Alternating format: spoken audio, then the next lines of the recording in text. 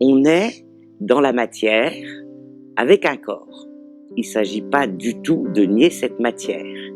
C'est pas quand on sera sur un autre plan de conscience qu'on vivra la matière. Donc vivons-la pleinement.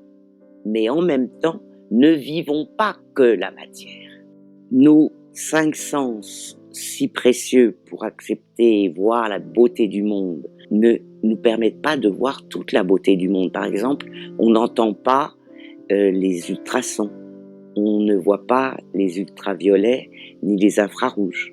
On a donc une vue de la réalité qui est très partielle.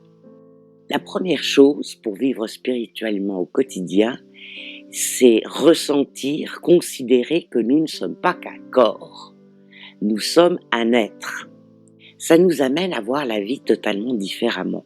Nous avons une fâcheuse propension à nous faire du souci, à nous bloquer, à ne pas avoir confiance, à douter de nous. Alors que, en fait, quand nous avons la certitude que nous sommes une âme, un esprit, une âme, qui s'est incarnée pour faire l'expérience de la matière, pour faire l'expérience d'une vie, on sait très bien qu'on va être aidé, qu'on va être soutenu, que le monde n'est pas contre nous, que nous sommes là pour nous réaliser.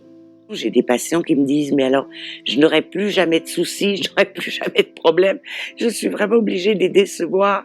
Nous avons tous des soucis, nous avons tous des problèmes. La vie terrestre est faite de ça. » Ce qui va faire que nous allons vivre spirituellement, c'est que nous allons prendre les problèmes autrement et qu'on va pas se sentir victime d'un funeste sort.